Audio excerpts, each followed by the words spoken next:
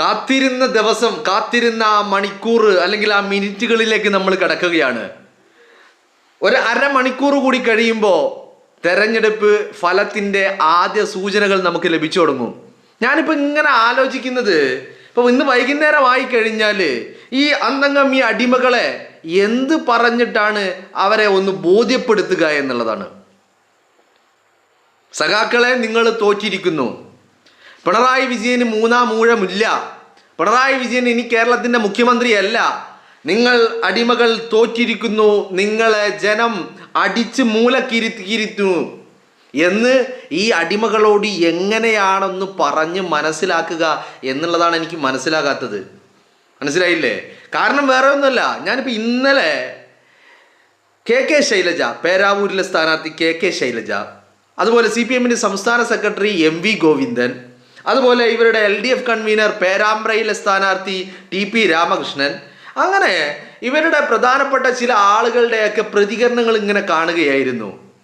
അപ്പോൾ ആ പ്രതികരണങ്ങൾ കണ്ടപ്പോൾ ഞാൻ ഓർത്തത്, തദ്ദേശ തെരഞ്ഞെടുപ്പിൻ്റെ മുമ്പ് അല്ലെങ്കിൽ തദ്ദേശ തെരഞ്ഞെടുപ്പിൻ്റെ റിസൾട്ട് വരുന്നതിന് മുമ്പ് ഗോവിന്ദനും ശൈലജയും TP രാമകൃഷ്ണനും ഈ അടങ്ങുന്ന ഈ കൃമികീടങ്ങൾ മാധ്യമങ്ങളിലൂടെ നടത്തിയ പ്രതികരണ. അത് കഴിഞ്ഞിട്ട് കഴിഞ്ഞ 2025 ഡിസംബർ 13 റിസൾട്ട് വന്നപ്പോൾ ഈ കൃമികീടങ്ങൾ പറഞ്ഞത് ഞങ്ങൾ എവിടെയും തോറ്റിട്ടില്ല എന്നാ.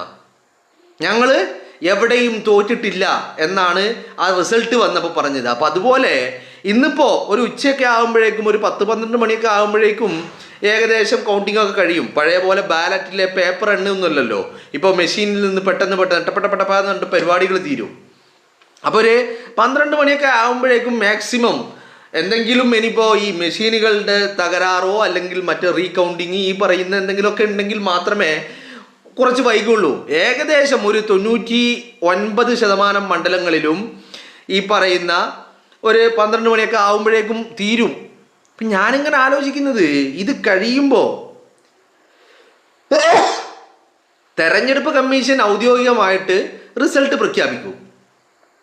അപ്പോൾ ഈ പ്രഖ്യാപനം കൂടി കഴിഞ്ഞു കഴിഞ്ഞാൽ ഈ അടിമകളെ നിങ്ങൾ തോറ്റു, നിങ്ങൾക്കിനി ഭരണമില്ല, നിങ്ങൾ കേരളത്തിൻ്റെ അധികാരത്തിലില്ല, സർക്കാർ നിങ്ങളുടേതല്ല, UDFൻ്റെ സർക്കാർ വരാൻ പോകുന്നു, വിത്തിൻ അവേഴ്സ് UDFൻ്റെ സർക്കാർ വരും. ഈ കാര്യങ്ങൾ, ഈ കൃമികീടങ്ങളെ എങ്ങനെയാണ് പറഞ്ഞ് മനസ്സിലാക്കുക എന്നുള്ളതാണ് എനിക്ക് മനസ്സിലാവാത്തത്. കാരണം അതിന് മുമ്പിൽ ഒരുപാട് ഉദാഹരണങ്ങളുണ്ട്. ഇപ്പം 2024 ലോക്സഭാ തെരഞ്ഞെടുപ്പ് കഴിഞ്ഞിട്ട് പിന്നെ വടകരയിൽ നിന്ന് ഞാൻ ഒരു ഉദാഹരണം പറയുന്നത്. വടകര